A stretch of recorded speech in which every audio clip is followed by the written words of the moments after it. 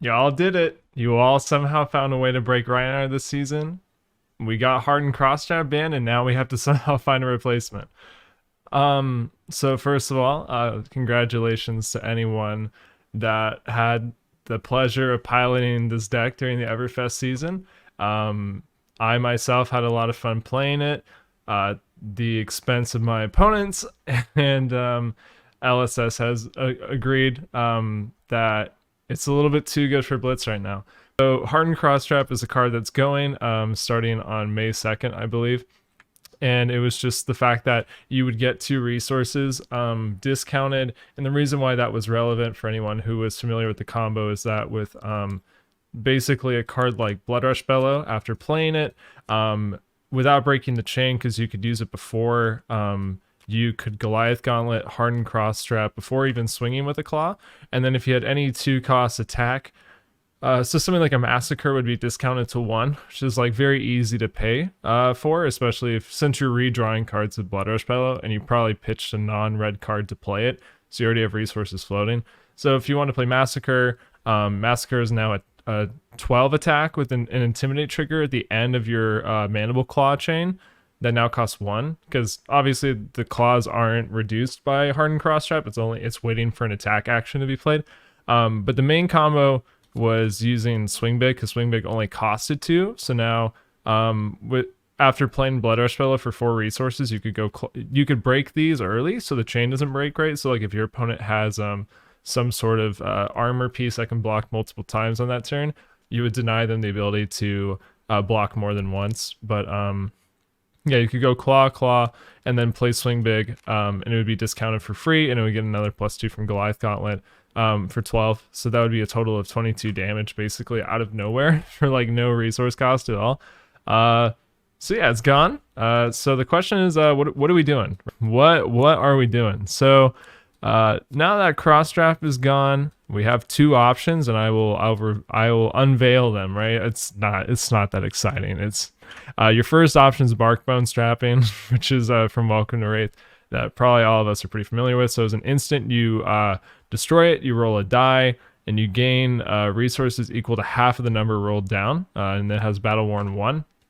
Battle Worn 1 is actually pretty relevant in Blitz. Actually, I would run it into Benji over Hardened Crosstrap, just because the 1 block was often pretty relevant into that deck. It could be good into other decks as well, things with on hits. But the problem is you have to roll a very particular, I'm going to put some math on the screen somewhere, but like there's a way it shakes out where it's about, from my understanding, there's a 50% chance that you'll get 2 or more resources, which puts it on par with Hardened Crosstrap, right? Because the thing with Hardened Crosstrap was that you got 2 resources. There is, I think it's like a 33% chance that you'll get only 1, which is obviously a lot worse than Hardened Crosstrap. And then the worst thing of all is there's like a 13 to 15% chance that you'll actually get none. It's happened to me before. When I was first starting to play the Everfest version, I actually wasn't playing Hardened Crosstrap for the first armory I took this to. I still went 4-0. Or 3-0, I forgot how many rounds, so it doesn't matter. But there was a game where I actually did do it, and I got 0 out of it. So like, you're gonna roll a die, right? So problem is you can get anything, right? Okay, you got 1 resource there. That's like pretty on average. So it's a little bit worse than Hardened Crosstrap, right? Or like you roll again, and now you got 3. Now it's like above Hardened Crosstrap. But eventually, if you roll enough, you're gonna eventually, hit a 1. You got 2, so you got Hardened Crosstrap back.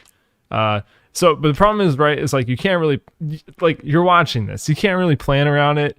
You can't like sequence a turn like you would with Hardened Crosstrap, because the problem is you just have no idea. You have no idea how this is gonna land, right? And eventually, if you roll enough, there you go. You got a 1. Congratulations, you had Iron Rot. You had Iron Rot.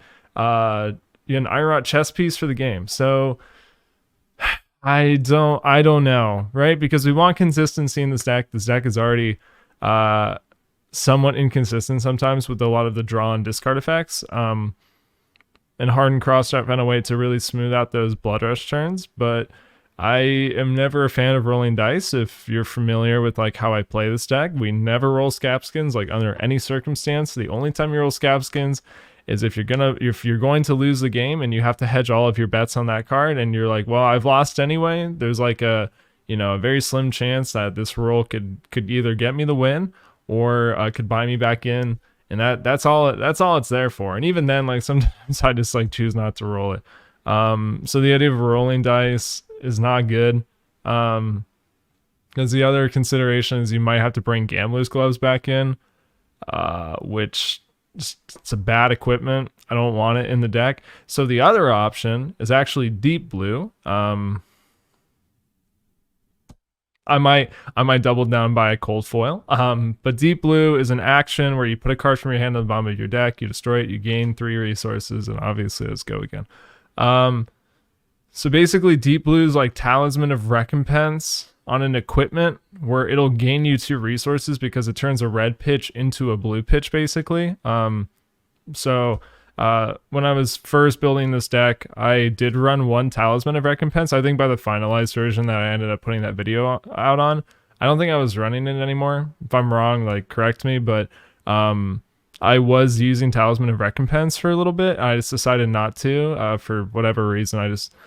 Sometimes I just didn't want an item at all, even though I actually do think that card was good, in retrospect. But Deep Blue is basically like Talisman of Recompense, and it will actually get you 2 resources.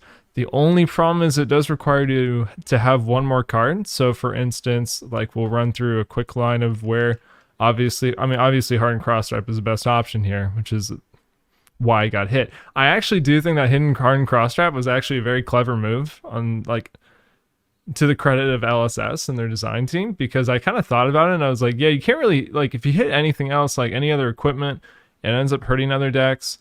And you can't really hit any card in the deck because like what you hit Swing Big, but then you just play Massacre lines and it's fine. I mean, it costs 1. It's not fantastic, but like Massacre is an even better card arguably.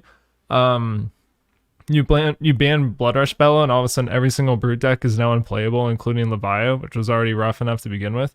Although I do have a video coming out with someone from Team Kitchen Fable, where I got dunked on with Leviathan in a Rhinar matchup. So I mean the deck can, but it used Bloodrush Bellow, so you make that deck unplayable, and you make Rhinar unplayable. So actually, Hardened Crossstrap is actually a pretty clever hit, because if they printed any other Brute card like Swing Big, obviously Hardened Crossstrap just becomes exploitable again.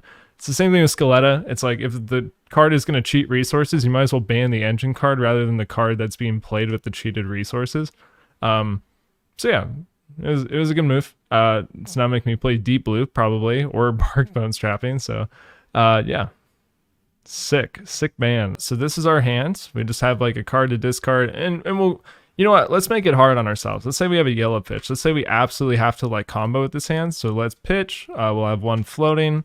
We'll play Bloodrush Bellow and we'll discard the 6 power. So we'll draw 2 cards. Oh, okay. That's just. Was this shuffled? I don't think this was shuffled. Maybe it was. Maybe it wasn't. All right. We draw. Okay.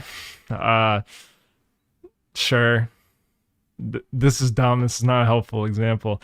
All right, I'm trying to have it. Okay, sure. So we have 1 card, right? So can we get 5? Can we get how many resources? Can we get 6 resources out of this? That's the question. So we would break Deep Blue, break Goliath Gauntlet. We put Wild Ride on the bottom of the deck. Okay, I love Tabletop Simulator. It's awesome. I've never had an issue. Is it on top of the deck? It's on top of the deck, isn't it? Okay, that doesn't matter. We put Deep Blue on the bottom. We go up to 4. Oh! Let's go? That works? Hold up. Okay. 4 resources, you double claw for 10. If you drew like a yellow, you get the Swing Big for 12. We have the original OTK line again? Hold up. Discovering this in real time. So what happened? Okay. What happens if you have Bark Bones Trapping though, right? So we have 1 floating. I shuffled the Wild Ride back in. I'm stupid. All right, let's say we got a red off of the draw. We Bark Bones Trapping. Oh, yeah. Wait. Okay, so we get wait, no, hold up. Yeah, we get 2 resources there. So that's 6. So that works too. Off of the draw, Deep Blue turns a red pitch into 2 resources. But something you also need to keep in mind, it's actually probably worth noting, is what happens if... Great. Okay, perfect example. If you have Deep Blue, what happens if you have 2 yellow pitches, right? Because you put the card on the bottom. It's not like you get 2 extra of what the pitch value is. You only get 3 resources. So now, if we have a yellow pitch, this is now 5 resources. So that's not enough to do the combo. We need 6 in total. We need 2 for each. We need 2 for a claw, 2 for a claw, and 2 for swing big, right? With the standard lines. So we need 6 in total. So this is only 5 on its own, right? Like, assuming we have no chest equipment, this is 5 resources. This does not work. How does our chest equipment get us out of this? We can put this on the bottom. We get 2, or sorry, we get 3. So we actually go up 1 resource. It's now a blue pitch, and now we have 6 again. Okay. So then what happens if we have bark bone strapping? We would, but that's interesting, right? We would, but it's the same thing, right? Yeah, we get 2 resources. We go up to 3. Now we actually net up 1. Okay. So I guess like first impressions are, I need to go and actually test this on Armory. Deep Blue feels more consistent because if you drew a blue on this hand, you're fine anyway. Like, you would have like on this example hand. And by the way, this is all with a 3-card hand with swing big in arsenal, right? We're trying to make this as tight as possible so that we don't have extra access to more resources, because that was the whole point of like Heartened Cross Trap, was it didn't take a whole lot to be able to go through this line. So yeah, kind of looking at like a really tight pinch spot where you're forced to block with a card, go off with like not even a blue pitch. I like specifically chose the yellow just because it's like in between. And it seems like Deep Blue is more consistent. You're able to plan around it more like efficiently. Obviously, if you have a blue pitch, it doesn't get you anything. I think that's the thing, is if you get a blue pitch and you get like 2 blue pitches on the draw, Deep Blue gains you nothing, whereas Barkbone Strapping on average will at least give you 1 extra resource. But if you draw 2 blues, you're fine anyway. You're able to have 6 resources. I guess the only exception would be like if you had Massacre. If you needed to play Massacre instead of Swing Big, then all of a sudden Barkbone Strapping on average, right? Because Barkbone Strapping could give you 0, and then you just like, I don't know. Then it's just a feels bad moment. I'm gonna play Deep Blue first. But Barkbone Strapping I don't think should be overlooked just because of the 1 block. The 1 block is pretty relevant in Blitz, but I think Deep Blue feels easier to plan around. And turning a red pitch into a blue pitch is like what you needed pretty much for like those combo turns. Even Talisman of Recompense was really necessary sometimes because you would draw reds off of Blood Rush Bellow. And if you didn't pitch a blue, then you're like in a tight spot where you just wasn't playable. I think another important thing is the fact that Deep Blue also gives resources, which means that you can actually use them for things like claws. So that's pretty good too. That's definitely worth checking out. So yeah, that's my initial very janky, unprofessional testing after the ban. I will get games on camera with Deep Blue and hopefully Barkbone Strapping as well. And I will give you all an update. So yeah, thanks for checking out the video. And good luck if you're playing Barkbone, because you will need it, because you're gonna have to roll dice. I hate to tell you, it's not what I like. It's not what I like to hear. But yeah, especially potent good luck to the people who are gonna be playing Barkbone Strapping. Have a good one. A special thank you to Whoop'em Wizards for supporting the channel. Feel free to purchase any singles or product with my affiliate link below.